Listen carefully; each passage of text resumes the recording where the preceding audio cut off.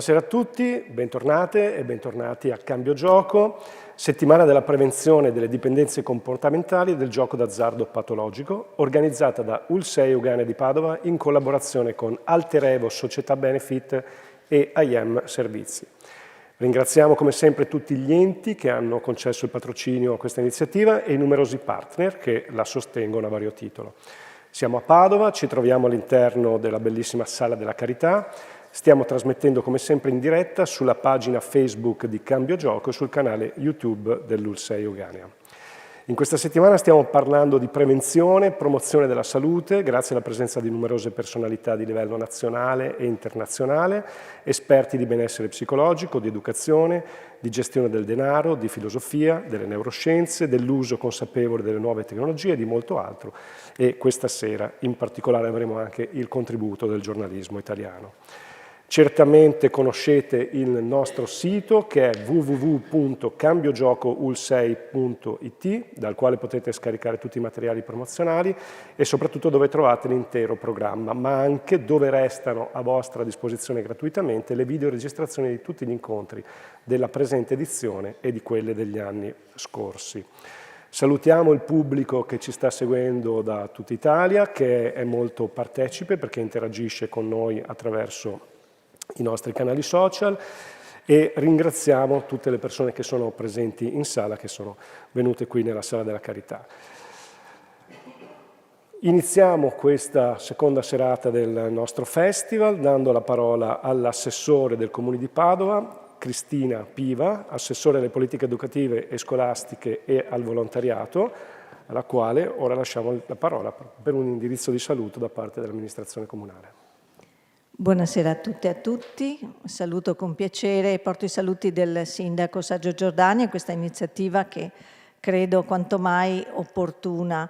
Sappiamo quanto il tema è diffuso ed è un problema che ha parecchie sfaccettature e credo che un approccio multidisciplinare sia assolutamente opportuno perché è un tema che lo vediamo spesso in varie generazioni, ma credo che l'educazione e la prevenzione debbono nascere proprio dai primi anni di vita, rinforzando proprio le generazioni a crescere con una psicologia e con una capacità di resistenza molto più forti di quelle che a volte vediamo. Quindi anch'io all'interno delle attività delle scuole dell'infanzia, dei nidi, cerchiamo intanto di portare delle attività che possano rinforzare i ragazzi, ma anche eliminare per esempio l'uso dei device davanti ai bambini proprio per cercare di dare loro tutta l'attenzione possibile, farli sentire al centro dell'attenzione e quindi creare un rapporto, una relazione molto forte con gli adulti. Ecco, io ringrazio voi per questa iniziativa, ringrazio il dottor Gomez e il professor Folena proprio per la loro presenza, la loro autorevole presenza e davvero grazie ancora per questa attività.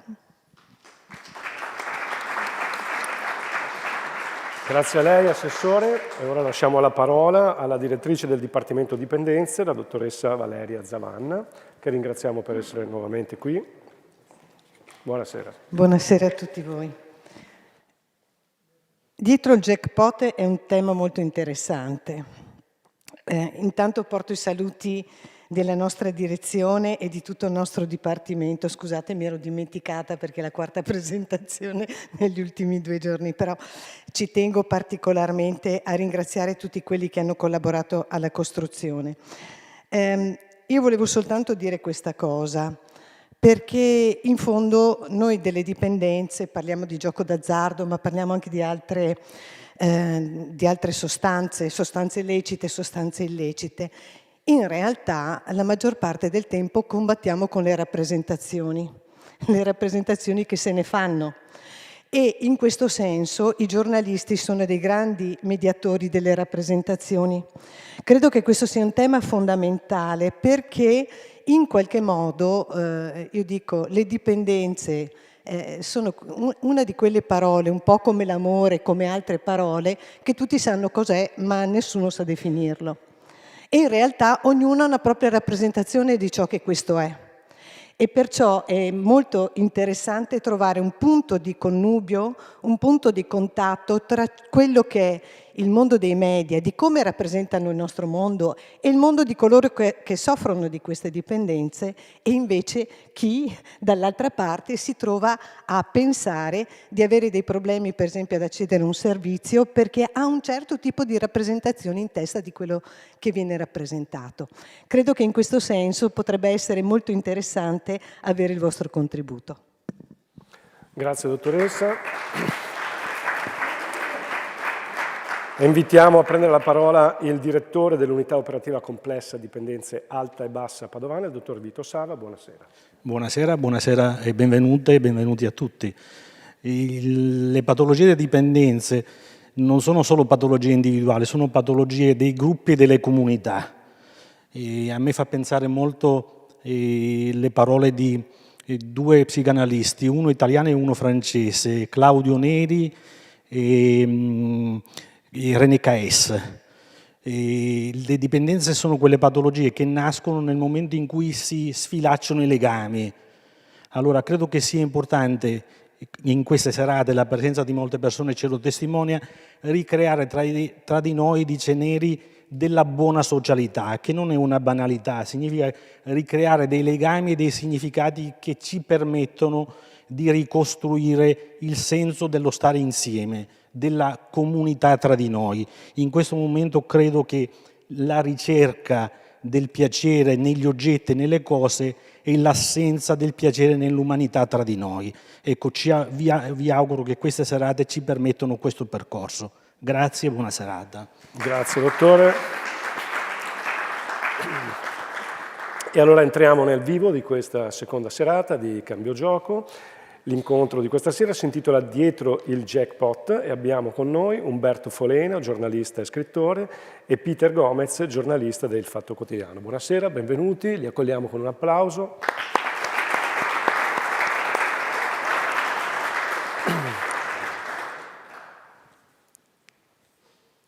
Prima di passare la parola ai nostri relatori, ricordiamo a tutti che potete porre delle domande, se siete in sala lo potete fare anche di persona al termine del loro intervento, oppure se ci seguite da casa potete farlo commentando la diretta nei profili social, oppure scrivendo un messaggio al numero che vedete comparire in sovraimpressione, che è 370 318 6802. E allora di cosa parliamo questa sera? Parliamo del fatto che il gioco d'azzardo si presenta spesso come un innocuo divertimento, ma è in realtà un affare colossale dove l'economia criminale spesso trova un'importante via d'accesso. Non si tratta solo di patologia, ma anche di un attacco diretto alla legalità e alla salute pubblica, e quindi questa sera cerchiamo di capire quali siano le falle legislative e i meccanismi che consentono anche alle organizzazioni criminali di utilizzare il gioco legale e illegale per operazioni di riciclaggio e usura. Parleremo anche di come però possiamo cambiare la comunicazione, i messaggi culturali e le narrazioni, come è stato detto, proprio per smontare sul nascere questo grande inganno. Sarà un incontro per trattare i temi della legalità, della criminalità e dell'informazione e operare un'analisi profonda del costo invisibile che il fenomeno impone al tessuto sociale ed economico del nostro Paese. Lascio quindi la parola a Umberto Folena e Peter Gomez e auguro a tutti voi un buon incontro. Prego. Comincio io. Come vuoi. Grazie, buonasera, grazie dell'invito, soprattutto un invito in una sala così bella. Ho vissuto a Padova per 20 anni, sono partito nell'85, ignoravo che esistesse un luogo così bello. Magari ce ne sono altri a Padova che ancora giacciono chiusi e devono essere riscoperti, quindi è doppiamente piacevole essere qua per questo motivo. In queste poche parole che cerco di dirvi, vorrei svelarvi almeno 4 inganni che sono nascosti nelle pieghe del discorso dell'azzardo. La prima è una sorta di gioco, ve lo propongo come un gioco, perché qualcuno di voi farà sorridere. Vorrei leggervi il numero 718 del Codice Penale italiano, che si intitola esercizio di giochi d'azzardo. Chiunque, in un luogo pubblico o aperto al pubblico o in circoli privati di qualunque specie, tiene un gioco d'azzardo o lo agevola, è punito con l'arresto di 3 mesi a 1 anno e con l'ammenda non inferiore a lire, insomma, le massime lire, 400.000. Allora, ma spiegatemi, il gioco d'azzardo allora è illegale ed è punito, è previsto, il codice penale venga punito. Perché? Ma è semplice, perché noi qui non stiamo parlando di gioco d'azzardo stasera. La parola azzardo non compare mai, mai, mai in nessun atto legislativo, nella pubblicità. L'industria dell'azzardo di massa si guarda bene dall'usare la parola azzardo. E al posto di gioco d'azzardo si usa una perifrasi, perché la lingua italiana è meravigliosa, meravigliosamente complicata. Giochi di alea con vincita in denaro. Risolto il problema. Perché poi l'articolo successivo del codice penale spiega che cos'è il gioco d'azzardo, se sono quei giochi che comportano un passaggio di denaro in cui la fortuna è assolutamente al 100% o preponderante quasi al 100%. Quindi il primo inganno è che stiamo parlando di qualcosa che non dovrebbe esistere, stiamo parlando di qualcosa che dovrebbe essere un reato, ma per tanti motivi non lo è e si può giocare d'azzardo in Italia anche se il azzardo di per sé è un reato, violetto il codice. Secondo inganno, ma è un inganno in cui un po' tutti caschiamo. Quando parliamo con la gente in giro e parliamo anche di giocatori patologici, sentiamo dire ma si gioca perché si spera di vincere. Gioco per vincere. Sì, i giocatori, virgolette, sociali, come credo siano definiti, mi sembra, che sono la maggioranza dei giocatori, gioca sperando in una vincita, ma il giocatore patologico, che non è residuale, perché sì, il 2-3% del totale dei giocatori, ma poi vedremo quanto pesa il peso specifico di questo 3% sul fatturato del gioco d'azzardo, il giocatore patologico non gioca per vincere. Sì, certo, è contento se vince, ma perché? Perché col denaro che vince può prolungare il tempo di gioco, perché il giocatore patologico gioca per il piacere che gli procura il gioco. Piacere forse non è la parola più corretta. Qui si vede che non sono uno specialista e che non lavoro a contatto diretto con i giocatori patologici. Mi piace la definizione che un giocatore diede di se stesso. Io sono all'interno dell'occhio di un ciclone. Dentro l'occhio del ciclone è l'unica zona di calma assoluta, dove tutto è prevedibile, nulla di male potrà accadermi, nulla di incomprensibile o di imprevisto, mentre fuori turbina la tempesta. È un apparente paradosso. Il gioco d'azzardo, vinco, perdo, è imprevedibile. Ed è questa l'anima poi del gioco. Se il gioco d'azzardo fosse prevedibile, se vincessi sempre o non vincessi mai, si perderebbe il gusto di giocare in pochi minuti, se non secondi. È l'alternanza imprevedibile di piccole vincite e lunghi periodi di sconfitta che è quello che attira l'essere umano. Qualunque essere vivente, credo, perché l'esperimento condotto con i topi di Skinner ti dice la stessa cosa. Il topino continuerà a cliccare sulla levetta per avere la pallina di cibo finché questo è imprevedibile, non è possibile prevederlo. Il giocatore patologico, signori, non gioca per vincere, gioca perché è attanagliato, è attraversato dall'angoscia, un'ansia che lo devasta. Non a caso spesso il giocatore patologico è un forte bevitore o un tossicomane, o comunque usa molti psicofarmaci. Nel gioco, in particolare penso alle slot machine, ma anche altri tipi di gioco, si crea la cosiddetta machine zone, la zona della macchina, la zona del gioco, all'interno della quale si so che è un'imprevedibilità, ma è un'imprevedibilità prevista. E comunque sto finalmente al sicuro da un mondo che è insicuro, che è angoscioso, che mi aggredisce, dove temo di essere minacciato continuamente. Ed è questo il motivo per cui il giocatore patologico farà di tutto per prolungare il tempo di gioco, anche con esiti paradossali. Il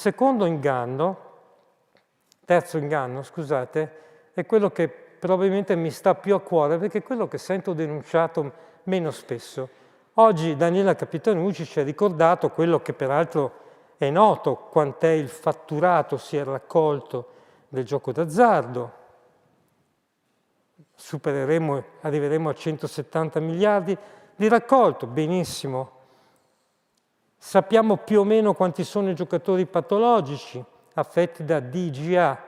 L'altro inganno è la parola ludopatia, che sto facendo tutti gli sforzi possibili stasera per non usarla, perché ludus in latino è una bella parola che non ha niente a che fare con l'azzardo, con l'alea. Ludus sono i giochi di abilità, saltare, correre. Per noi un ludus è giocare a tennis tavolo, non so, cosa c'entra? Non ci si ammala a giocare, vi assicuro. A giocare a tennis tavolo è difficile, farsene una dipendenza, è difficile, Vabbè, magari giocare fin troppo. Comunque, l'altro inganno è questo. Ma i giocatori patologici, nel totale dei giocatori, sono una minoranza. Stanno cercando di farci credere, l'industria dell'azzardo di massa cerca di farci credere, che è una minoranza residuale inevitabile, un danno collaterale, un po' come qualche civile che muore sotto un bombardamento. Non possiamo mica fare un lavoro pulitissimo, un po' di sporcizia c'è. Ma cosa sarà mai il 2-3%? Quello che non ci dicono è che purtroppo in Europa, ditemi se mi sono distratto e non me ne sono accorto, non è stato mai studiato, perché mi riferisco a studi che sono stati condotti in Nord America e in Oceania. Quel 2-3% incide sul fatturato dell'azzardo, secondo gli studi, fra il 30 e il 60%. Diciamo la metà? Facciamo 50% a spanne? Ripeto, la metà del fatturato dell'azzardo dipende da malati, da chi soffre di una patologia. Se, per un miracolo, questi malati patologici guarissero tutti, non ci fossero più, meraviglioso! L'industria dell'azzardo di massa crollerebbe all'istante, andrebbe in default, non esisterebbe più. Ecco un altro inganno. L'azzardo, l'industria, ingaggia attori famosi, rassicuranti, il nonno rassicurante, Battantuono, Banfi, giocatori puliti, della faccia, Luca Toni, Totti, in cui abbiamo fiducia, per dirci giocate responsabilmente. Mi raccomando, non esagerate, altrimenti come facciamo se esagerate? Non possiamo permettere che esageriate, noi facciamo di tutto perché voi non esageriate. Capite l'inganno? Mentre ci dicono di non esagerare, in realtà l'industria dell'azzardo di massa è fondata, cioè ha le sue fondamenta, sulla malattia. Ha bisogno degli ammalati, a quali dice non ammalatevi, ma ho bisogno di voi che siete malati. E questo è una contraddizione, un inganno. Qualcuno di voi in questo momento sta pensando la parola ipocrisia. Io la penso, non la dico a voce alta, non l'ho detta. E questo, per conto mio, è il grosso inganno. Addirittura mi viene da pensare quel titolo di un famoso film di Robert Bresson, Il diavolo probabilmente, per chi crede. Qui sembra quasi che se esiste, questo è uno dei suoi trucchetti più raffinati. Sembra tutto architettato dal demonio. E qui mi fermo perché ho parlato anche troppo. Di inganni ce ne sono altri. Vi dico solo il titolo dell'ultimo inganno, è dirci che se non ci fosse il gioco legale, il gioco illegale spopolerebbe e tutti gli italiani si rivolgerebbero all'illegale. Questa è un'altra falsità, ma la vedremo dopo.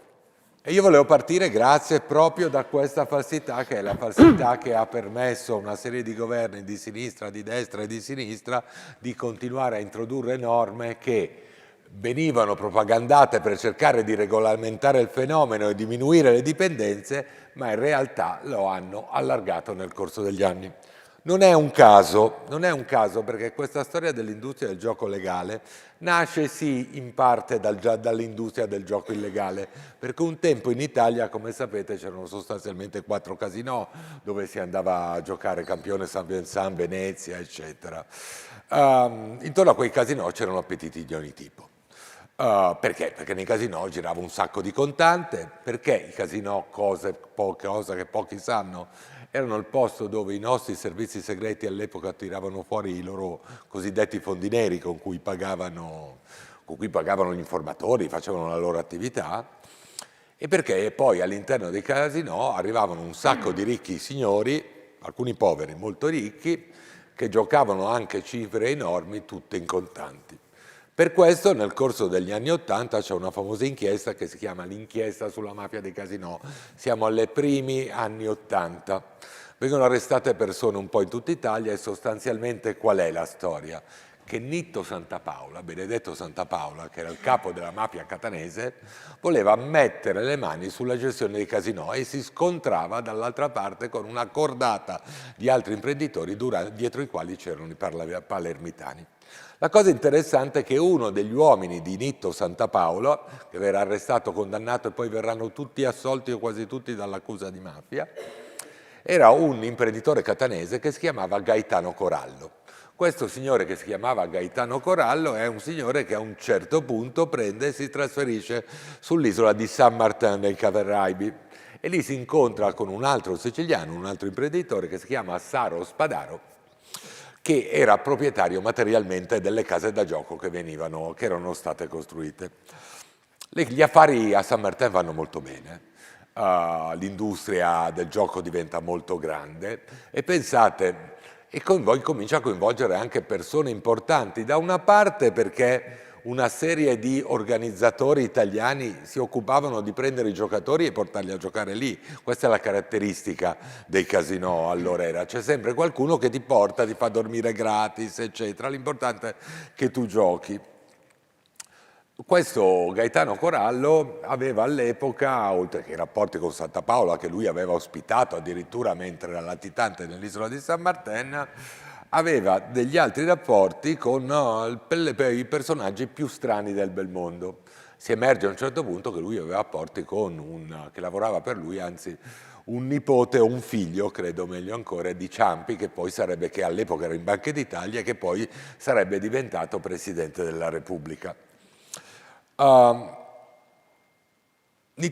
Santapaola e in particolare Corallo erano 2 uomini di destra. Corallo in particolare aveva rapporti storici a Catania con il movimento sociale e quindi si era creato anche tutta una serie di relazioni di questo tipo. Spadaro no, Spadaro che era il suo socio, c'è una storia personale che mi riguarda. Io avevo un amico tanti anni fa, che purtroppo adesso è morto, il cui padre era un deputato regionale comunista all'Assemblea siciliana. Il padre di questo mio amico aveva fatto l'università con questo Saro Spadaro. Quando diventa deputato regionale dice al suo amico d'infanzia di università: guarda, noi non possiamo più frequentarci perché tu hai scelto sostanzialmente la mafia. Muore il padre del mio amico e a casa del mio amico arriva una telefonata.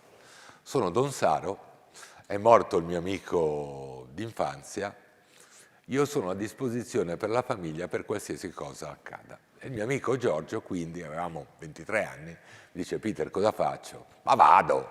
E parte per l'isola di San Martin. Torna e mi dice: minchia Peter, vincevo sempre al casinò. Lì io incomincio a interessarmi di questo mondo perché voglio cercare un po' di capire. Isola di San Martin, Gaetano Corallo crea il suo impero, ha rapporti politici di vario tipo, di lui si interessano i servizi segreti E contemporaneamente Gaetano Corallo ha un figlio che fa studiare, come i figli di Saro Spadaro che hanno studiato alla Bocconi, che fa studiare in Italia un figlio che si chiama Francesco, diciamo la faccia pulita di quella che sarebbe stata l'impresa. Arriviamo sul finire degli anni 90. Con una grande trovata del governo D'Alema incominciano a raccontarci che, dato che tanta gente giocava sostanzialmente alla lotteria e lo faceva magari anche in maniera clandestina, bisognava aprire delle sale bingo. In questo modo avremmo evitato il gioco clandestino e lo Stato ci avrebbe guadagnato. Nascono le sale bingo, si incomincia a parlare del gruppo di imprenditori che facevano capo allora ai DS sostanzialmente, che si arricchiscono con le sale bingo. Il problema è che con le sale bingo in Italia non siamo inglesi, non piacciono come in altri paesi. Arriva nel 2001, vince Berlusconi. E Berlusconi ha un punto di vista diverso, anche perché molti dei suoi ex di Publitalia, che erano entrati nei primi 90 in politica, avevano dei rapporti personali con il Giro di Legnaro, un po' perché erano giocatori e un po' perché avevano rapporti di amicizia. Lo stesso Marcello Dell'Utri conosceva benissimo Ilario Legnaro. Galan era un altro ex di Publitalia che aveva rapporti con queste persone, probabilmente come giocatore. In quest'ottica, sempre per ovviamente evitare che il gioco finisse in mano alla criminalità organizzata, siamo nel 27 dicembre del 2022, in pratica mettono in piedi l'architettura che permette di aprire le slot nei bar, nei tabacchi, pubblici servizi. Motivazione ufficiale: contrasto al gioco illegale. Fantastico. Arriva Bersani nel 2006 e anche lui è molto preoccupato di quanto si diffondesse il gioco illegale, anche perché queste macchinette si vedeva che alla fine erano poi in mano a famiglie criminali molto spesso, e allora decide di fare un altro decreto. Dice un decreto che sostanzialmente mette in piedi una serie di norme che dovrebbero evitare l'evasione fiscale, perché queste erano legali però evadevano il fisco. Nel 2009 interviene di nuovo Berlusconi, preoccupato del fatto che il fenomeno fosse caratterizzato dall'illegalità, fa un altro decreto e a quel punto cosa succede? Mette in campo delle macchine che sono ancora più potenti delle prime, le videolottery. Tutta Italia incomincia a preoccuparsi. Il problema che sapete, lo Stato adesso ci tira, ma già allora ci tirava fuori circa 10 miliardi di euro, che per una serie di governi che avevano sempre propagandato il fatto che per far stare meglio le persone bisogna abbassare il costo del lavoro, cioè far pagare meno i contributi a imprenditori e a lavoratori, i soldi dopo te li recuperi da un'altra parte e rinunci in parte allo Stato sociale. Il bingo quindi diciamo è un affare della sinistra. Il resto, le macchinette, sono un affare della destra. E chi è il più grande imprenditore delle macchinette esistente nel mondo, o uno dei più grandi? È il figlio di Gaetano Corallo, il figlio dell'amico di Nitto Santapaola, che si chiama Francesco Corallo. Francesco Corallo sta a San Martin, ha un gruppo che si chiama Atlantis, che poi cambierà nome in D+, se non sbaglio, e ha una caratteristica, ha tutte queste amicizie che più o meno arrivavano dall'esperienza di destra del padre. Tra i suoi migliori amici c'è un signore, un parlamentare campano dell'allora Alleanza Nazionale, che si chiamava Amedeo La Boccetta, che incomincia a portare Gianfranco Fini a fare le inversioni a San Martin. Ci sono delle fantastiche inversioni a San Martin di Gianfranco Fini, che come il mio amico, ospite di Corallo, l'altro era di Spadaro, io non so se andasse al casino e vincesse anche lui, incomincia ad andare lì. Come non è, questo Corallo sbanca il mercato.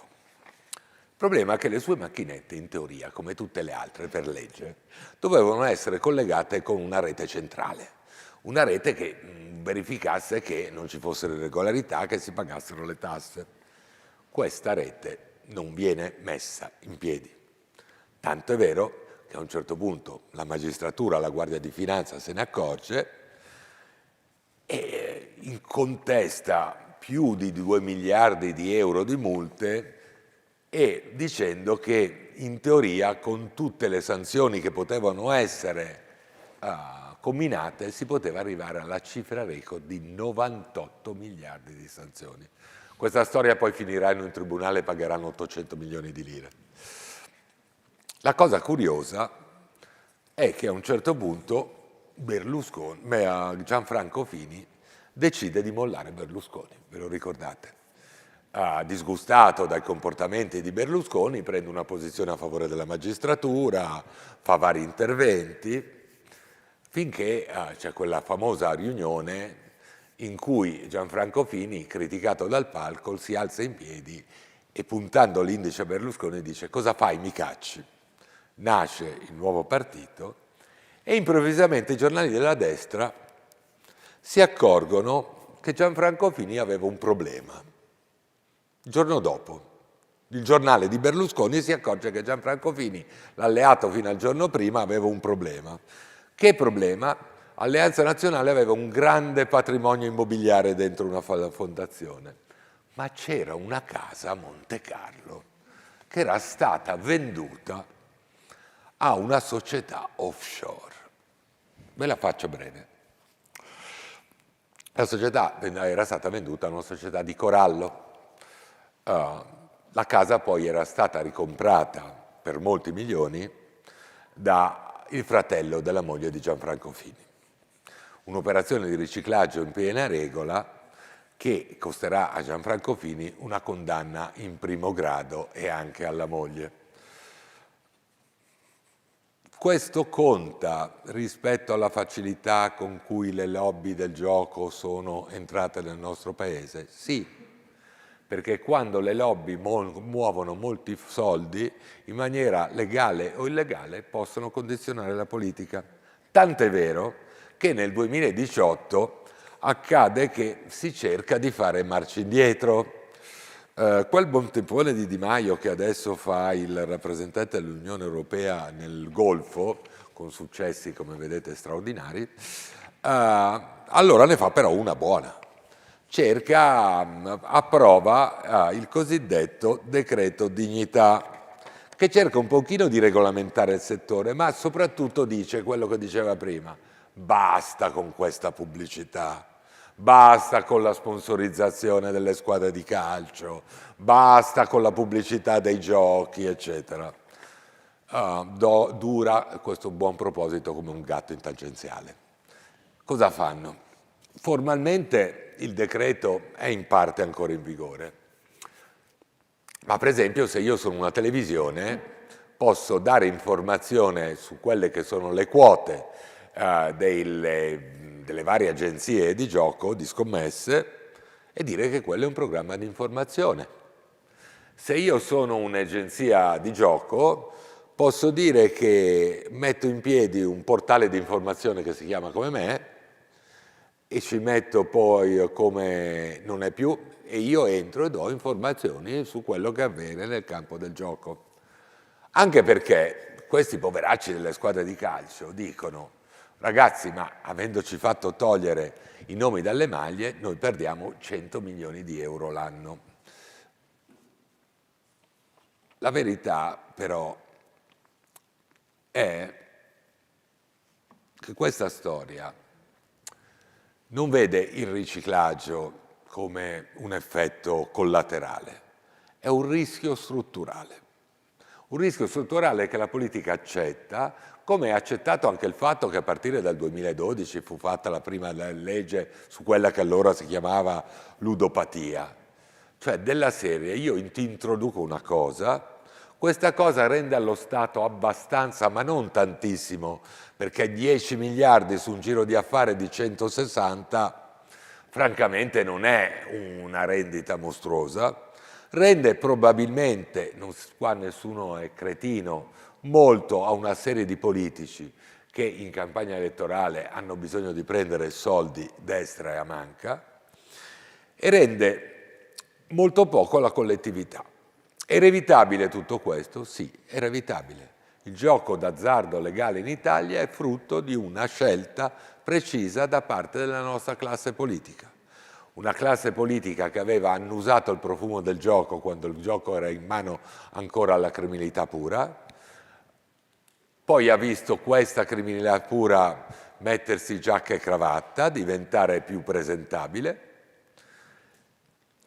e oggi, se ci pensate, non ne parlano di questa questione, è scomparsa anche dalle pagine dei giornali. Perché? Perché con una stampa in crisi stiamo parlando di grandi investitori pubblicitari. Il gioco si è corrotto la nazione. E quando vi dicono che sarebbe stato inevitabile, perché in ogni caso, avendo gli smartphone in mano, chiunque avrebbe potuto giocare su altre piattaforme, vi dicono una cosa che è vera o non vera. Perché io lavoro su internet da 15 anni. Esattamente come hanno fatto con i siti che trasmettevano le partite TV gratis, si sarebbe potuto intervenire benissimo dal punto di vista tecnologico per evitare che non tutti, ma gran parte dei giocatori online potessero raggiungere i rispettivi siti. È stato, quello che vediamo oggi è semplicemente un frutto di una scelta politica. E poi tra i politici ovviamente ci sono un sacco di brave persone, anche quelli che hanno proposto molte di queste norme per chi ha problemi. Ma la verità è che il sistema è malato, perché i soldi li hanno comprati.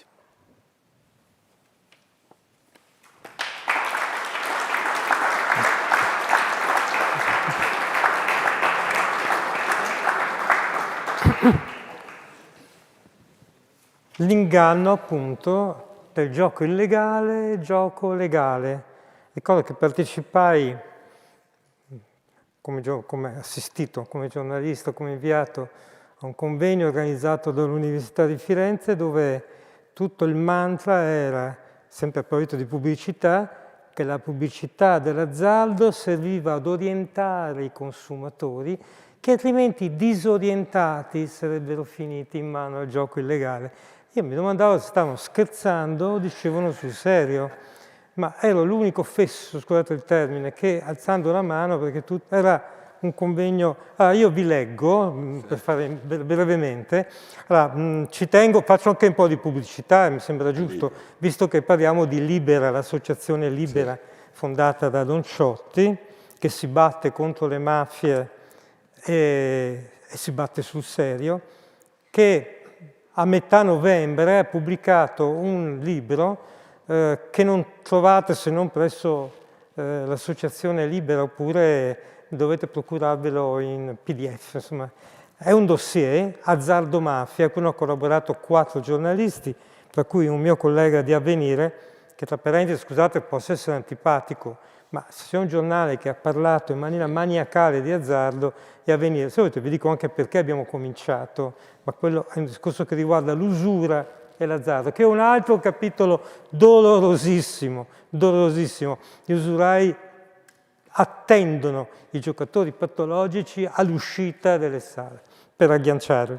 Vi leggo, perché questo dossier di Libera ha delle fonti sicure, ossia la Guardia di Finanza, il Dipartimento investigativo antimafia, le relazioni che periodicamente vengono fatte in Parlamento e che sulla stampa certamente non troviamo rendicontate.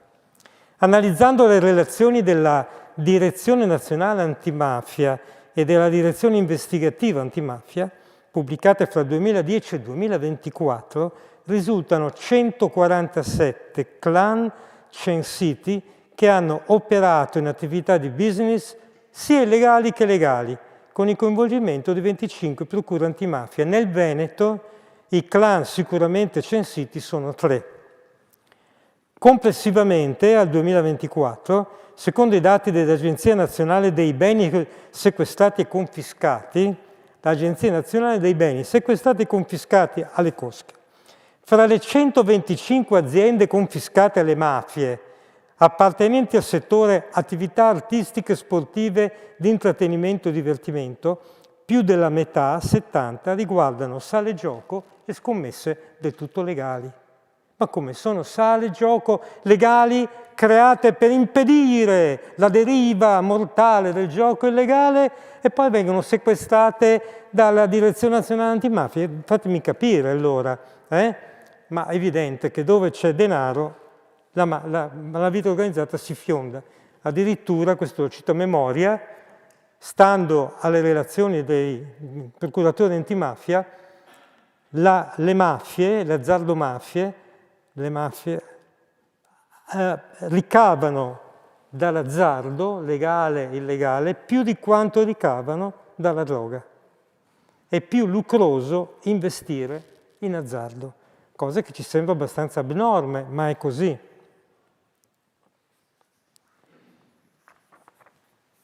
Qual è l'ultimo inganno? Di farci credere che tutto questo sia normale, che il gioco legale scacci il gioco illegale, che l'illegale sia tutto in mano alle mafie, le azzardomafie si sono impossessate in gran parte del gioco legale in Italia. Vi avevo detto perché, ad esempio, Avvenire non ci è voluta una grande abilità di indagine o chissà quale capacità di... Semplicemente, vi ricordate che in Italia c'è la Consulta Nazionale Antiusura? Vi ricordate? Sapete che cos'è? È una realtà che appartiene alla Chiesa Cattolica Italiana, fondata da due preti, un prete di Bari e un gesuita di Napoli, oggi sono morti, che sono stati creati per creare un fondo per aiutare con prestiti, poi con programmi di rientro, le persone che sono incravattate in mano agli usurai. Che cosa accade? Circa 20-25 anni fa, eravamo nei primi anni 2000, che D'Urso, prete barese, uno dei due capi della consulta, ci dice: sta capitando un fenomeno strano e sta aumentando all'improvviso e ci domandiamo che cosa sta succedendo. Se negli anni 90, 80, 90, quando ho cominciato negli anni 90, su 10 che si rivolgevano a noi, le persone in difficoltà per debito di gioco erano una, oggi sono la metà. Cioè nel giro di pochissimi anni la metà degli usurati che si rivolgevano alla consulta per rientrare erano colpiti dal gioco d'azzardo. Questo evidentemente, non occorre essere giornalisti particolarmente acuti, ma fa drizzare le antenne. Che cosa sta succedendo? E sta succedendo, se posso ancora un minuto, il fenomeno strutturale che capita dalla metà degli anni 90 in poi, ossia l'industria dell'azzardo di massa ha un piano in cui è riuscito perfettamente. Fare in modo che l'azzardo diventi di massa. L'espressione industria dell'azzardo di massa l'ho imparata da Maurizio Fiasco, che probabilmente è il maggiore esperto italiano di queste cose. Mi piace, quindi la ripeto in maniera un po' anche esagerando. L'industria dell'azzardo da pochi italiani, relativamente pochi che andavano al casinò, era l'italiano che sentiva questo desiderio, questo impulso di doversi di rischiare, che andava, cercava, non era facile, dovevi andare a campione, erano sempre negli angolini, no? Sanremo, Venezia, Saint-Vincent, Campione, oppure all'estero, poi quando si sono aperte spalancate le porte in Slovenia, si andava in Slovenia. Ma era l'italiano che andava all'azzardo. Occorreva innestare un movimento inverso. Doveva essere l'azzardo che va dagli italiani. Diventare prossimo, non l'italiano che vuole diventare prossimo all'azzardo, ma l'azzardo che diventa prossimo all'italiano, perché diventi di massa. E come si fa? Primo, avvicinandosi fisicamente agli italiani, conquistando i luoghi della nostra quotidianità. Usciamo di casa, andiamo al bar a bere il cappuccino e il cornetto e lì troviamo il gratta e vinci, la macchinetta, la slot, la AVP. Andiamo in tabaccheria, siamo fumatori, compriamo semplicemente un francobollo, quando c'erano, e in tabaccheria sono praticamente dei negozi d'azzardo. Venire da noi, addirittura a un certo punto al supermercato al posto del resto ti offrivano la gratta e vinci. Questo è un meccanismo. Non è più l'italiano che va all'azzardo, ma l'azzardo che arriva da noi, conquistando i luoghi della nostra quotidianità, fino a quando la curiosità o ci sarà di male, lo vedi fare, ci caschi. Seconda cosa, occorreva che il tempo che intercorre fra la giocata e la vincita fosse il più breve possibile. Quando, facciamo un esempio banale, quando acquisto un biglietto, quando da bambino c'era canzonissima e si comprava a ottobre per votare Gianni Morandi o di Pavone, vabbè, insomma.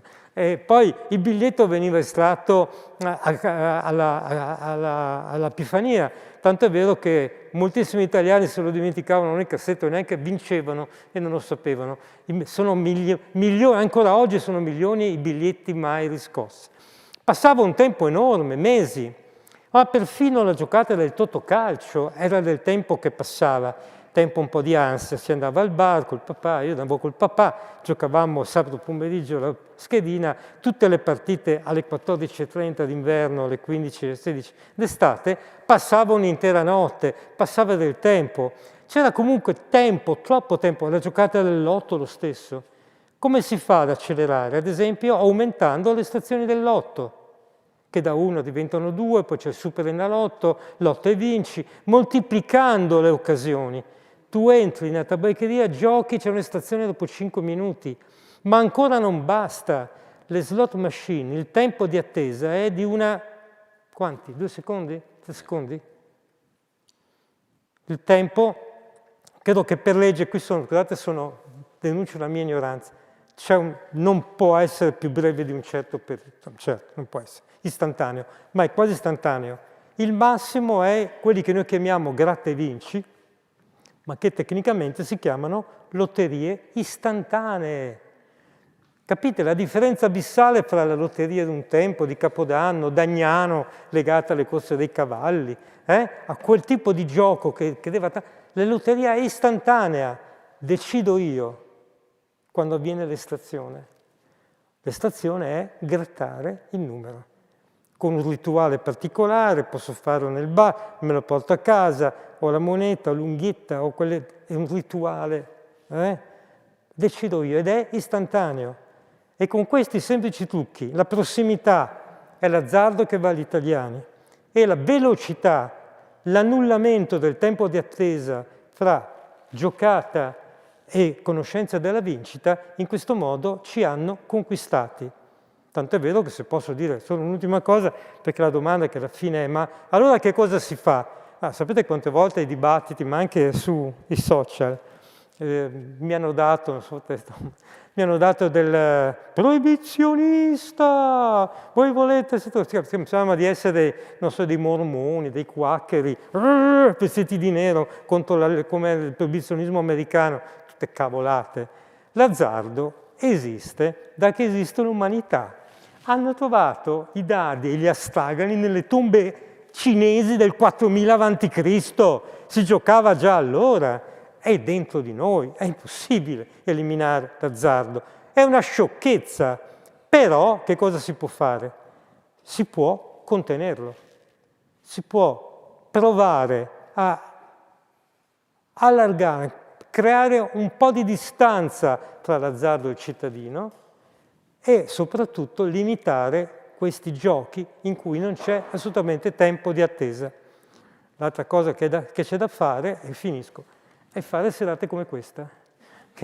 Serate come questa, che sono rare, anzi direi che il pubblico, a me è capitato di fare delle serate dove anziché fare la conferenza giocavamo a 3-7, perché eravamo in 4, quindi non è un gioco, no, non è un gioco d'azzardo. La gloria, perché non interessa. Io abito in un paesino della Pedemontana Veneta, da 8 anni ho proposto serate o corsi sull'azzardo a tutte le scuole, gli istituti statali, non statali, assessorati, comuni, compreso il mio, dove sono stato per un certo periodo presidente della Commissione Cultura e non sono riuscito a fare un cavolo di serata sull'azzardo, perché c'era un membro della c'è Umberto, non viene nessuno, se vuoi la gente devi fare storia della birra e i cori alpini, che tu capio? Allora, se questo, io mi muovevo in questo substrato paleolitico, non so come definirlo, e non sono riuscito a hanno ragione, perché il problema non è fare un incontro sull'azzardo o pretendere di andare in televisione con l'azzardo, che lo share, l'audience ti precipita, che lo vai a cercare sotto la sedia e ti fanno fuori il giorno dopo, niente, trasmissione è finita. Stai attento a fare una cosa del genere, io ti ho avvisato. Il problema non è avere tanta gente, fare serate per avere tanta gente, ma fare una serata perché va fatta, perché è giusto, è buono, è bene farla. Facciamo pubblicità, vengono in 4, abbiamo lavorato, abbiamo fatto una splendida partita di 3-7. Quindi, benissimo, questa è una serata dal mio punto di vista della partecipazione, un trionfo.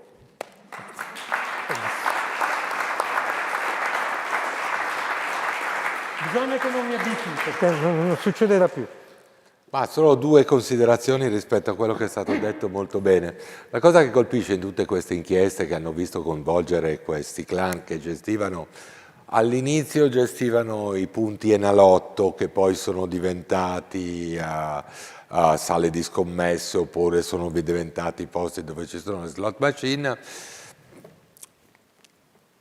Quei punti si sono trasformati tutti in posti dove c'è un doppio genere di scommesse, quella legale che frutta lo Stato e quella illegale che frutta poco lo Stato e quella illegale che frutta solo la criminalità. E questo è il punto interessante di quello che è accaduto. Si può tornare indietro e tutte le volte che si è tentati di tornare indietro ci si è trovati di fronte al ricatto computazionale. Obiettivamente quel sistema che abbiamo messo in piedi occupa decine di migliaia di persone e di fronte al ricatto occupazionale c'è chi alza le mani. Però abbiamo visto che ci sono dei responsabili. I responsabili di tutto questo hanno dei nomi e dei cognomi. Il governo D'Alema, il governo Berlusconi, in parte il governo Prodi. Sono state le scelte politiche precise. Cosa si può fare? Secondo me alcune cose si possono fare. In diverse regioni c'è una cosa che possono fare le regioni, e di alcune regioni le fanno e alcune no. Io non conosco la situazione del Veneto. Ci sono le regioni che hanno dei regolamenti che sono molto più stretti rispetto ad altri e quindi riescono a diminuire o allantonare le sale. Però non è un fenomeno che fermiamo più. Io non credo che questo fenomeno ci possiamo raccontare che lo fermeremo più. Soprattutto avendo uno Stato che da quel 10 miliardi che sono metà di una legge finanziaria ormai, li tira fuori proprio da lì. E quindi io credo che ci troveremo solo e vi troverete solo voi a cercare di arginare gli effetti dei disastri che vengono fatti nel 2-3% dei giocatori, che finanziano per il 50% l'industria e che però sfuggono agli occhi della politica. Altro non ho da dire.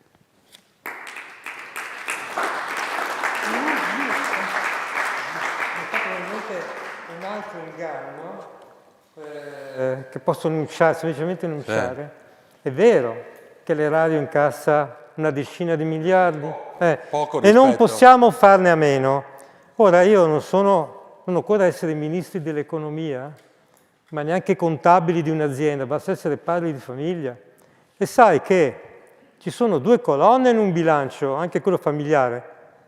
Quello che entra e quello che esce. Ci sono dei soldi che entrano e quelli che escono. Allora, allo Stato incassa 10 miliardi e questi sono i benefici. Se le spende per le dipendenze ci guadagna 8 miliardi.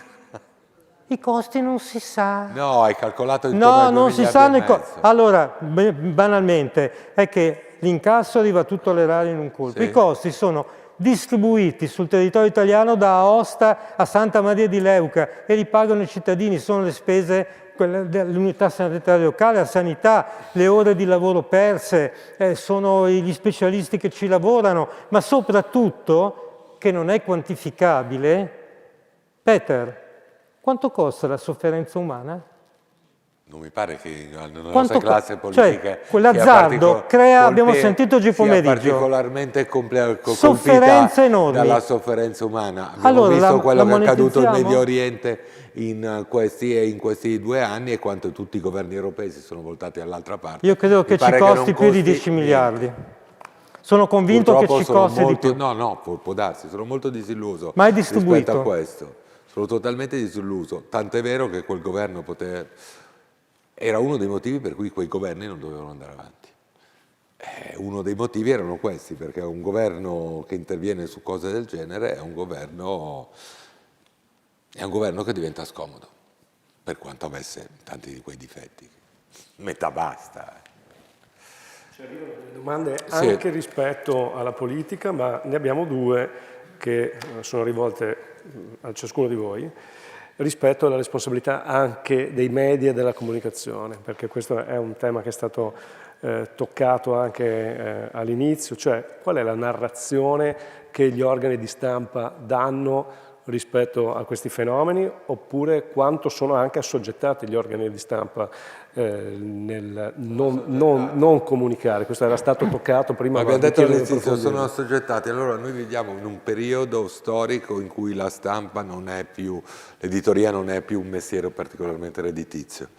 Gran parte dei giornali o dei siti vivono per l'elemosina dei loro editori, i quali fanno gli editori perché hanno, non per fare i soldi, come accadeva una volta, ma perché hanno un ritorno da altre.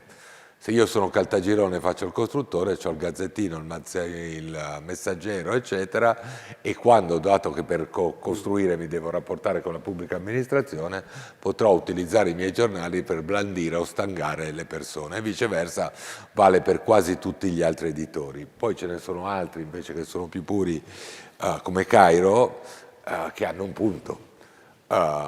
L'editoria sportiva e il calcio lavorano in gran parte sul giro, sulle scommesse, sul gioco. Buona parte delle TV a pagamento su cui seguiamo gli eventi sportivi hanno come investitori pubblicitari qualcosa legato al gioco, e anche perché, parlando di scommesse, il target perfetto è quello. Non parliamo di slot, qua parliamo di scommette. Chi va allo stadio mediamente è più scommettitore di chi non ci va. E per questo, anche perché i bordi delle squadre, vediamo le squadre, eccetera. È questo sistema capitalistico che da questo punto di vista fa acqua da tutte le parti. Stampa forte che raccoglie abbonamenti o altre fonti se ne può fregare di tutto questo. Gli altri non se lo possono permettere e si voltano dall'altra parte. Proprio così. Anche a lei la stessa domanda. No, stavo pensando, sono anch'io un tifoso, soffro indicibilmente. Anch'io. No, ma tu no, io soffro, tu no sicuramente. E chi fa il tifo? Inter. Ecco, allora tu godi, io sono della Fiorentina e soffro. Come mio padre. Ecco, una sofferenza, fra poco fateci un punto, ci basta un punto fra 2 domeniche. Vabbè, lasciamo stare. La cosa che mi disturba, scusate, è un mio problema personale, è vedere, ci sono ancora in giro le casacche delle squadre di calcio sponsorizzate da società di scommesse, anzi di informazione sportiva. Poi vai sul sito e le informazioni e anche la possibilità di scommettere, di giocare e così via. Come sapete, il gioco di Alea con vincita in denaro è proibito, vietato ai minori di 18 anni. Noi sappiamo che più del 50% dei minori di 18 anni l'anno scorso ha scommesso o ha giocato, ma questo chi se ne importa tutto sommato. Il problema è, la cosa che mi strappa un dolore tremendo è vedere qual è la gioia di un bambino tifoso, un bambino di 9-10 anni. Al compleanno Natale mi regali la casacca dell'Inter, della Juve, del Milan, così me la metto. e vanno a scuola con la maglia, e vanno fuori al parco a giocare, e vanno in vacanza, se la tengono il più possibile finché non puzza in modo inaudito e la mamma lo convince a togliersela e a lavarla. Ma vanno sempre in giro con questa casacchina. Ebbene, i bambini e ragazzi fanno pubblicità gratuita all'azzardo, ossia dei minori che non potrebbero giocare sono veicoli meravigliosi per fare pubblicità. Vanno in giro con la maglietta e fanno pubblicità al gioco d'azzardo. Questo per conto mio, a proposito di inganni, è un altro inganno subdolo che mi fa rovesciare le budella. Sono sensibile di intestino. Che volete farci? Per questo, quando i 5 Stelle proposero ed uscirono a proibire, a eliminare la pubblicità, come avevano promesso, dell'azzardo, io tirai un sospiro di sollievo. Poi sappiamo com'è. Sappiamo com'è finita. 1 anno e mezzo è durato. Sappiamo com'è finita. Ecco. Però l'idea di vedere un bambino che va in giro contento, che gioca, e intanto sta facendo pubblicità al gioco d'azzardo, scusate, ma fa male. Ecco, confidenza. Rispetto invece a questo inganno millantato, cioè ce ne occupa lo Stato perché così togliamo le risorse alla criminalità organizzata, ma abbiamo già visto che questo è un inganno. E poi c'è sul fronte del contrasto alla criminalità organizzata qualcosa dal punto di vista legislativo? Perché qui una persona che si è collegata ci fa una domanda retorica, cioè sono sufficienti gli interventi di contrasto da parte dello Stato al gioco d'azzardo? Avete già risposto no, perché non ha interesse a farlo. Ha detto giustamente Peter, poi ci dirà... È legale. È legale, questo non può intervenire, può intervenire se io sono una famiglia mafiosa che rinvesto i miei capitali e presumo che i soldi con cui io ho comprato le concessioni o ho avuto il posto siano frutto di altri reati, o se io dimostro che all'interno di quella sala accanto al gioco legale avviene quello illegale, anzi lo Stato in teoria reprime la concorrenza. Oppure le macchinette mettono lo stesso meccanismo delle lucine di Natale, cioè che il collegamento con l'Agenzia delle Entrate funziona, con i monopoli di Stato funziona o non funziona. Quando la Guardia di Finanza fa i controlli a Milano, per esempio, su 100 macchinette 30 sono illegali, sono taroccate, truccate. La scheda gioco è truccata, oppure perché sono... Adesso ditemi se sbaglio, se è cambiato qualcosa, perché ahimè la pensione ti crea dei guai con le comunicazioni. Ma un conto sono le macchinette del bar, le AVP, quelle che chiamiamo veramente slot, in cui si gioca relativamente poco, si giocano delle monete. Bene, e lì c'è una scheda gioco per registrare quanti soldi sono stati giocati e quindi quanto deve andare all'erario. Altro conto è nelle sale gioco, una volta nelle sale bingo, dove sono le cosiddette videolottery, dove si gioca pesante, si giocano banconote, si gioca con la carta di credito. E lì le videolottery hanno un collegamento diretto con il cervellone a Roma.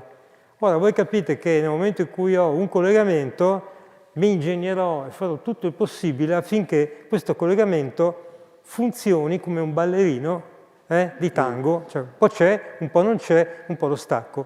Infatti le indagini rivelano che in circa il 30-40% di casi ci sono delle irregolarità. Abbiamo una domanda dal pubblico in sala, ringraziamo. Sì, buonasera Fabrizio. Avete parlato di mafia e gioco d'azzardo. Volevo chiedervi se avevate notizie anche della banda Maniero, se aveva interessi, diciamo, qui a Venezia. Allora, io sulla banda Maniero so questo. La banda Maniero aveva un interesse rispetto a dei gruppi di persone molto ricche che giocavano a carte tra Ricconi e Cortina. Bische, diciamo, erano persone... È una cosa che nasce molti anni fa dall'inchiesta sulle bische. Nei primi anni 80, a finire degli anni 70, c'è un'inchiesta che riguarda persone molto ricche che a casa loro giocavano in spregio di quella norma sommi enormi, giocando a casino, a baccarat, poker, eccetera. Vengono arrestate una serie di persone, tra cui credo anche che finisce sotto inchiesta, no, anche Emilio Fede, che allora lavorava alla TG1, vengono arrestati mentre scappa come latitante Flavio Briatore. Secondo l'accusa cosa succedeva? Succedeva che Fede sarà assolto, Briatore invece sarà condannato. Succedeva che, sfruttando in particolare la figura di Fede, che era una figura molto importante, si entrava nelle case di questi signori, il conte Caproni, altri personaggi, e era una scena piuttosto divertente perché sostanzialmente si organizzavano per spennare il pollo. C'era una banda singolare, c'era un tizio che arrivava vestito da egiziano e dicevano che era l'ambasciatore, cioè sembra una roba da ridere ma è vera, l'ambasciatore egiziano, l'altro che faceva invece l'ammiraglio venezuelano, eccetera, e così miliardi e miliardi di lire. Dopodiché cosa accade? Accade che parte l'inchiesta, Flavio Briatore scappa, va a latitante ai Caraibi, viene condannato e rientrerà in Italia solo, lì incontrerà Benetton, o meglio, Benetton l'aveva incontrato prima, Benetton racconterà perché aveva incontrato Briatore, è molto divertente perché lo racconta al processo delle Bische. Benetton dice, ma no, sì, io avevo incontrato questo Briatore perché il Briatore era quello che veniva per conto di Fede a farti capire, adesso non la diceva proprio così, che c'era la possibilità in televisione di riprendere bene il nome dello sponsor. Potete pensare cosa c'era dietro. Lui se ne va, comunque Briatore, incomincia a lavorare con il franchising Benetton e poi fa quello che fa benissimo il capo della squadra corse. Briatore in realtà è uno che si occupa di società offshore, no? Il suo vero mestiere nella vita. Quando lui viene fermato, a un certo punto viene arrestato, trovano sulla sua agendina il numero dei Gambino di New York, cioè è a un livello un uomo molto simpatico, ma insomma uno di questi pescecani che giravano da quelle parti. Perché torniamo a Maniero? Maniero sostiene una serie di pentiti della banda Maniero senza prove, accusano, si presume falsamente, proprio lo stesso Emilio Fede di aver segnalato una serie di case dove si andava a giocare, eccetera, eccetera, dopodiché nelle quali loro dopo facevano dei furti in casa. Per questo Fede non sarà mai processato né accusato di niente. Io la cosa più divertente che però ricordo quell'epoca di cui sono protagonista, arriva da me, io lavoravo al giornale, c'era la guerra dei Balcani e c'era un casino a Porto Rose, se non sbaglio. Porto Rose in Croazia. Arriva da me questo signore che mi porta tantissimi assegni firmati da Emilio Fede.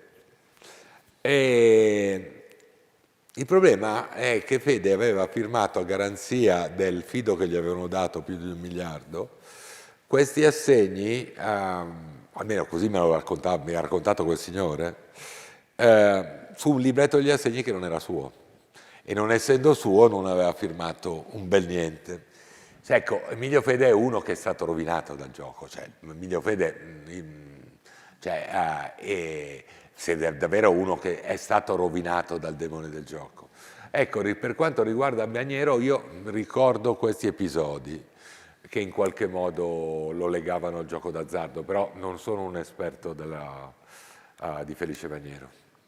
No, io non è mia materia, non sono cronista di nero e tutt'altro, solo un episodio, se può servire solo come voce, veni mandato, io sono sempre stato il cronista dei funerali, non so per quale motivo, Avvenire mi mandava i funerali famosi e uno dei primi è stato quello di Piero Maso, dei genitori di Piero Maso, e parlando in giro in paese a Montechia di Crosara, perché chi aveva bisogno di tutti questi soldi, qualcuno mi soffiò, guarda che qui è pieno di bische, di case dove si gioca pesante, magari potrebbe essere rimasto coinvolto, aver avuto una grossa perdita. Tutto qua è rimasto a livello di voci, ma che nel Veneto Felix, ma non credo nel Veneto, anche in Lombardia, in Piemonte, in Emilia, ci siano queste case dove si organizzano E ovviamente dove ci sono i soldi, tanti, ci sono i ricchi, arrivano sempre, è matematico, arriva la malavita organizzata. È sicuro, in un modo o nell'altro ci arriva. Grazie. Abbiamo un'altra domanda sempre dalla sala. Prego. Sì, buonasera Paolo. Niente, io faccio questa riflessione che grazie per questo momento, perché io credo che ad un certo punto, se la politica e anche l'informazione era legata alla popolazione, adesso ci dite e sappiamo che è completamente slegata, nel senso che una volta un giornale funzionava se le persone andavano a comprarlo e in qualche maniera influì. Funziona ancora così, il problema è che comprano pochi giornali. No, Cioè, allora... noi al fatto funzioniamo perché qualcuno ci compra, non per altro. Chiaro, però voglio dire, la normalità non è più che chi compra il giornale sostiene il giornale, è legato ad altre logiche, come lo stesso la politica. Io credo che ormai non c'è più nessuno che fa dei comizi, o meglio ci sono, però non sono quelli che prendono i voti sono per altre logiche. Credo che però questa cosa vada ripresa, cioè vada ripresa il fatto di trovarsi, di parlare assieme, di trovare soluzioni nuove. Perché, ad esempio, vi porto due mie considerazioni sul gioco d'azzardo. Io dico, in una sala si gioca e c'è una persona che ha una malattia evidente, che è in coma etilico e gli viene servita la bottiglia di vodka. Queste cose succedono, possiamo scandalizzarci, ma possiamo anche cominciare a pensare che se succede sotto casa mia ci troviamo in 10 persone e ci mettiamo là. Adesso, per carità, non è la soluzione, però sapendo che queste cose succedono regolarmente sotto casa mia, magari qualche domanda o qualche idea di intervento, di protesta, me la faccio venire, perché se aspetto che l'istituzione vada a segnalare dal carabiniere che lì succede una cosa illegale, mi ride dietro, mi dice che non è una truffa, mi dice che è una cosa legale, mi spiego. Altra cosa è, ad esempio, i familiari di persone che giocano che dichiarano di essere regolarmente derubati, però questa cosa finisce nel nulla, perché è il genitore che dichiara che il figlio gli ruba i soldi. Cioè, di fronte a queste cose dobbiamo farci venire delle idee. Qua siamo in tanti e probabilmente se anche semplicemente ci troviamo e ci diciamo che cosa qualcuno ha provato, forse non è la sede, però io lancio questa idea, è possibile anche trovare delle soluzioni che non possiamo aspettare dalle istituzioni probabilmente. Grazie. Io adesso non sono molto informato sull'aspetto legislativo per quanto riguarda la potestà dei comuni, però alcune cose i comuni le possono fare. Io credo che a livello, tu sei stato poi hai fatto anche l'assessore, quindi forse lo sai. No, ho fatto la Commissione Cultura. Ah, Commissione anche Cultura. assessore. Ah, io speravo che avessi fatto l'assessore. È una nomina. Pensavo che avessi fatto... Io quello che ricordo, i comuni delle cose le possono fare, però non sono esperto da questo punto di vista. I comuni hanno fatto molte cose, specialmente durante il Covid, Sì. E sono passati anche in onori o disonori della cronaca. Penso Gori a Bergamo, che è città che è stata uno degli epicentri del coronavirus e che ha cercato di mettere dei limiti alle tabaccherie. C'era la coda di assembramenti di gente in fila fuori dalle tabaccherie. Ci sono sindaci e amministratori che ci dicono, nelle nostre inchieste, che cominciano a preoccuparsi perché l'assessore competente dice è già il terzo o quarto pensionato del nostro comune che ci viene dopo 4 giorni che ha preso la pensione, che non ha più niente, è venuto a chiederci un aiuto perché si è mangiato tutto in gratta e vinci, in slot e cose del genere. Allora gli amministratori, i sindaci cominciano a interessarsi. In molte, qui c'è Daniela Capitanucci che ne sa molto, molto più di me, molti amministratori locali hanno provato a introdurre dei regolamenti sulle distanze dai luoghi sensibili. I luoghi sensibili sono le scuole, gli ospedali, le comunità terapeutiche, i centri per anziani, ma la distanza è tale per cui, applicando questi regolamenti, di fatto i luoghi dell'azzardo vengono totalmente eliminati dalle città, vengono buttati in periferia. E qui parte il grido d'allarme dell'industria azzardo. Ci volete ghettizzare, creare il ghetto dell'azzardo in periferia Che si fa allora? Mettiamo l'agenzia scommesse fuori dal centro dove fanno il gruppo di mutuo aiuto, facciamo così. Mettiamo le bottiglie di vino sul tavolo dell'alcolizzato, cosa che non va fatta.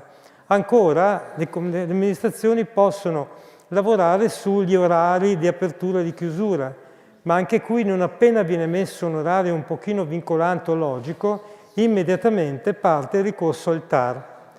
E il problema è che in base al tipo di TAR e ai giudici che prendono in mano la cosa, la stessa Regione dà delle sentenze, è vero Daniela, contraddittorie, a volte positive, a volte negative, ma c'è sicuramente il ricorso al TAR, perché la logica è libertà, libertà, libertà assoluta. Gli italiani sono liberi di giocare quanto gli pare, sono liberi di bere quanto gli pare, sono liberi di fumare quanto gli pare.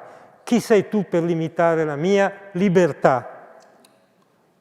E qui si innesca un dibattito filosofico sul concetto di libertà, di salute, fin dove arriva la libertà. Allora, tutelare la libertà di suicidio. C'è un film bellissimo lì. Io però ho questa posizione sul gioco. Secondo me la gente deve essere libera di giocare, ma lo Stato non deve essere libero di favorire il gioco. È molto semplice. Io non posso pensare a quella norma che vieta casa mia di giocare a poker. Nuoce la tua salute? Giocare, fatti miei, però se lo Stato invece è complice col fatto che mi mette in condizione che io possa farmi del male, è una cosa diversa. Cioè, se io a casa mia con i miei amici voglio giocare a poker, se invece tu mi crei le condizioni che io entro da qualsiasi parte, allora non è più libertà, è una costrizione. O come la pubblicità delle sigarette, no? Un tempo c'era la pubblicità delle sigarette, adesso sta tornando in realtà perché con le svapo, eccetera. Però solo eliminando la pubblicità si è visto che si è ridotto il fumo. Io non penso che si possa impedire questo, però non deve essere impedito che venga facilitato. Tu non sei d'accordo? È complicato, non posso dire se sono d'accordo o non sono d'accordo. Dico che un giocatore patologico comporta un costo sociale. Certo. E allora? Però tu mi hai detto... Ha diritto di diventare giocatore patologico se poi grava sulle nostre tasche? Ma di più, scusa, c'era un un cartone animato, Gli Incredibili, con la famiglia dei supereroi, che all'inizio va in crisi perché lui, supereroe, salva un suicida, un aspirante suicida, ma nel salvarlo provoca dei danni inenarrabili, distrugge una casa, eccetera, eccetera. Non solo, ma nel salvare il suicida sloga la spalla al suicida, il quale denuncia il suo salvatore in tribunale e il tribunale dà ragione all'aspirante suicida. Allora te la metto così, siamo un po' più sul filosofico. Se uno vuole suicidarsi, vado lì, lo incoraggio. Posso fare qualcosa per lei? Vuole una spinta? Pensa ai danni dei sanitari che fa il tabacco, no? O quelli che fa l'alcol. Allora, però, secondo me la differenza è...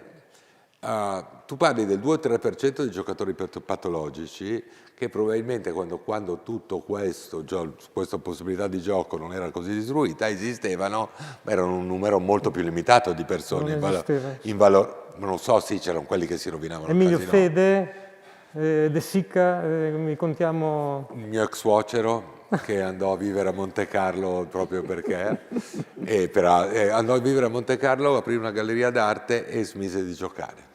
Questo è fantastico. C'erano, però erano pochi e soprattutto in genere erano molto ricchi e quindi erano fatti loro, cioè, voglio dire. Invece così i giocatori patologici, quanti sono? Il 2%? Pupo, fammi cercare, no, sì, qualcun altro c'è. Sì, però parliamo appunto, col 2% invece di giocatori che sono patologici, di quante decine di migliaia di persone parliamo? Perché lo Stato l'ha messo 800.000, sono 700, anzi con alcune cifre sono 1,5 milioni. Le cifre e questo variano. Perché li ha creati lo Stato? In mancanza di... Non sappiamo neppure quanti giocatori patologici sono in cura presso le unità sanitarie locali, perché il Ministero della Salute non riceve i dati dalle regioni. Non c'è neppure un'anagrafe dei giocatori patologici in cura. Sbaglio, Daniela? Non c'è neanche quello. Proprio non ne frega niente allo Stato. Per forza, perché incentiva il gioco. Il punto è quello che secondo me non lo dovrebbe incentivare. Allora abbiamo un'ultima, forse più di una, domande dal pubblico in sala, alle quali vi chiedo di rispondere con una battuta ciascuno in modo da dare spazio a tutti, e poi abbiamo un ultimo messaggio da casa. Buonasera Jonathan. Più che una domanda è una considerazione proprio ripresa dal signore lì. Secondo me dobbiamo sempre ripartire dalla cultura. Cultura fatta a scuola. Cocaina, azzardo, alcol. Se non incominciamo da lì è sempre più difficile. Sembriamo sempre delle persone che con un cucchiaino cercano di buttare via l'acqua dalla barca che affonda. Purtroppo dobbiamo ragionare come le mafie, sulle masse. Se vuoi ragionare sulle masse devi prenderli tutti, se vuoi prenderli tutti devi ragionare sulla scuola. Oggi ci sono ore messe a disposizione che nessuno utilizza per fare progetti di prevenzione. Costano poco, perché anche qui in Veneto li abbiamo provati, tipo Unplugged, e sono efficaci, hanno una comprovata efficacia. Questo è l'importante. Lo hanno fatto 7 università in Europa e metti in condizione a una classe di ragionare sulla pressione sociale, su tante questioni. Quindi queste persone sviluppano una coscienza e soprattutto sviluppano capacità cognitive per scegliere. Questo è il problema, perché se tu crei un desiderio è difficile che l'essere umano ne venga fuori. Se il desiderio è troppo alto, si allargano sempre di più le persone, tipo sono 1,5 milioni, 2 stanno arrivando chi gioca d'azzardo che hanno problemi. Quindi non sono 1 o 2 persone, cioè sono tanti. L'alcol sono 8 milioni, non 1, che bevono in maniera pesante, a rischio molto alto. Quindi il problema è che dobbiamo lavorare sulla prevenzione e costa molto poco. Questo io non riesco a capire, perché tutte queste serate spiegano benissimo il problema, però parliamo pochissimo, soprattutto giornali, TV, non c'è interesse, abbiamo capito, però dobbiamo essere tutti noi a metterlo sul piatto. Prevenzione. Una battuta ciascuno per rispondere a questo commento, provocazione. Dire che sono d'accordo, anzi vorrei venire lì a abbracciarlo, perché educazione e cultura sono la chiave. Il nostro libro, scritto con Daniela, si conclude con una sorta di battuta che ha il valore di uno slogan, quindi poco più, però se è vero che al gioco d'azzardo non si può vincere, il gioco d'azzardo può essere vinto. Certo, è una battaglia lunga, gli strumenti sono quelli. Al gioco d'azzardo non si vince mai, ma al gioco d'azzardo io sono convinto che si possa essere contenuto e vinto. E gli strumenti sono quelli, la cultura e l'educazione. E non ne vedo altri. Certo, finché la politica non è nostra alleata e non siamo in grado neanche di vincolare, cioè mandiamo in Parlamento dei deputati a quali non possiamo chiedere delle promesse e degli impegni specifici su questo, perché è l'ultimo dei temi in agenda. È l'ultimo dei temi in agenda, non c'è proprio. A parte che appunto io però sì, la prevenzione è importante, però pensate a quello che è successo col fumo. Allora, io sono l'ultimo a dover parlare perché 3 anni fa mi sono rimesso a fumare dopo che avevo smesso. Però, diciamo la verità, il fatto che sia stato introdotto il divieto di fumo negli uffici, nei locali pubblici, il divieto di pubblicità, le campagne di prevenzione, eccetera, hanno portato a una riduzione. Poi questi sono furbi e adesso l'hanno sostituita con lo svapo, che fa male ma fa un po' meno male dell'altro, perché il mercato rimane. Però lì hai costretto anche l'industria, insomma, in qualche modo a cambiare. Quindi benissimo la prevenzione.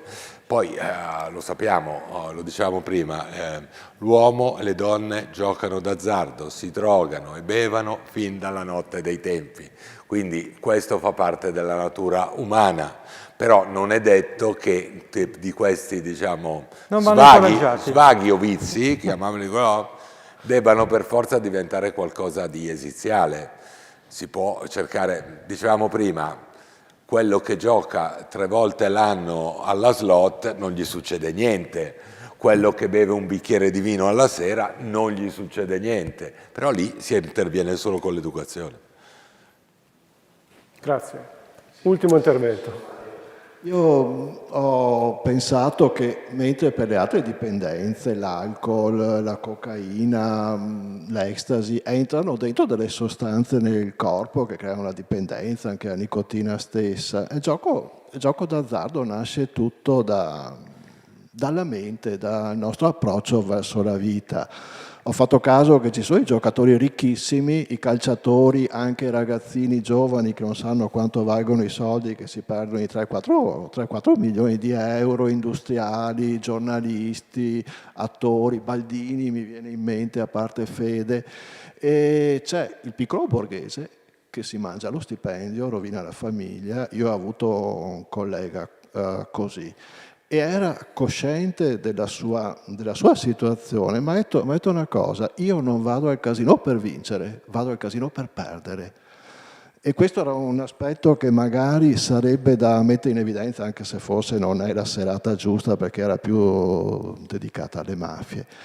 Dopodiché c'è il piccolo pensionato, il disperato che pensa che gli cambia la vita. Una volta lo faceva con i pacchetti, schedine del lotto, ambo, terno su tutte le ruote, avevano i sistemi. Su questo avevo un'altra collega che comprava i giornalini, i ritardatari, era convinta. C'è stato un periodo alla televisione, c'è i maghi che vendevano le combinazioni sicure, l'ambo per vincere, il terno dei sogni, eccetera, e c'era gente che li guardava.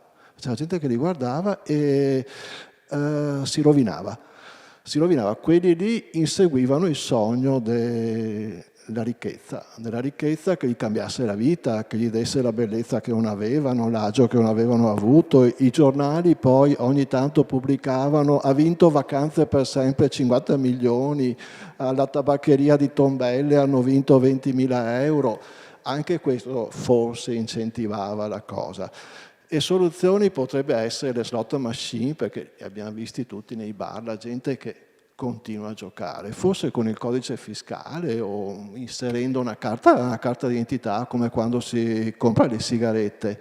Però in sintesi vorrei che si parlasse un attimo della psicologia del giocatore che vuole farsi del male, che non vuole vincere, secondo me, spesso.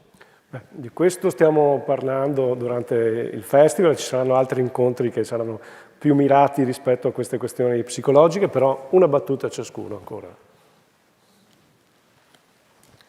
Prego, io ho un'idea ma volevo sentire la tua. Io ci devo pensare, ho detto prima la battuta finale. L'unica battuta che posso fare è invitarvi a un'alleanza ideale. Non ci conosciamo, se no ci siamo visti in faccia stasera. Usciamo di qua con un impegno a portare le cose che abbiamo sentito nei nostri ambienti di vita. Non occorre organizzare dibattiti, convegni, corsi a scuola. Tutti viviamo in un ambiente di lavoro, usciamo di casa, andiamo a fare la spesa, andiamo al bar, abbiamo degli amici, frequentiamo persone. Ecco, parlare di queste cose, portare il tema dell'azzardo e della pericolosità dell'azzardo, dell'assurdità, io le ho chiamate delle incongruenze, le ho chiamate delle piccole vigliaccate d'azzardo, portarle in tutti i vostri ambienti di vita. Questo è un impegno che sarebbe bello che ci prendessimo questa sera. Tutti noi possiamo essere degli agenti culturali che anche semplicemente dedicando 2 minuti al giorno per parlarne, magari entrare in un bar, commentare quello che vediamo. Sono dei bar che mi piacerebbe sapere nel bilancio di un bar quanto deriva da cappuccini e spritz e quanto deriva dalle slot machine. Perché se scopriamo che nel bilancio di un bar è maggiore quello che viene incassato con le slot machine, non è più un bar ma è una sala gioco con distribuzione di bevande. E questo è un altro dei grandi inganni che si stanno creando. Io credo che però appunto per quanto la politica i nostri parlamentari non li eleggiamo più noi, ci stiamo avviando dopo il referendum a un anno lungo di lotta elettorale e in quel momento sono particolarmente sensibili i politici, sono molto sensibili alle lusinghe perché poi si fanno avanti appunto vari gruppi di pressione che possono ricordare che portano finanziamenti eccetera, però sono anche sensibili rispetto ai gruppi organizzati di voti che possono venire a mancare.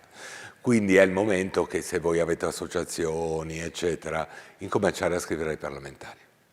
Bisogna cominciare a scrivere ai parlamentari qual è la tua posizione, cosa hai intenzione di fare. Noi sceglieremo chi votare anche in base alle posizioni e alle norme che tu proporrai, perché il momento sta diventando buono. Fra 6 mesi loro incominci a vederli che vanno in giro solo con un po' di sudarella, che si guardano in giro così perché stanno per entrare in campagna elettorale e non sanno se saranno rieletti, e in quel momento molti di loro sono disposti a tutto, anche a fare delle opere di bene.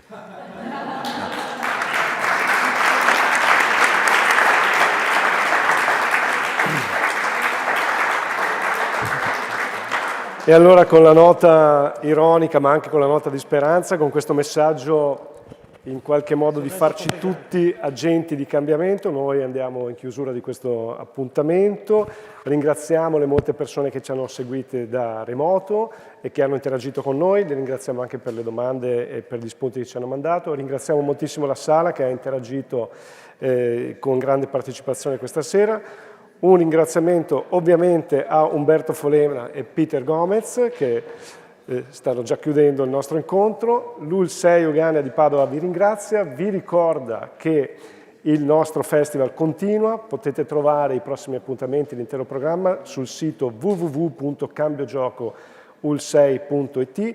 Vi aspettiamo domani mattina con i seguenti appuntamenti. Alle 10 Raffaele Mantegazza incontrerà gli studenti e le studentesse con un appuntamento dal titolo Giochiamo di più, e alle 20:30 avremo Barbara Laura Laimo per l'incontro dal titolo Il linguaggio che cura. Grazie a tutti per aver seguito Cambio Gioco, buonanotte.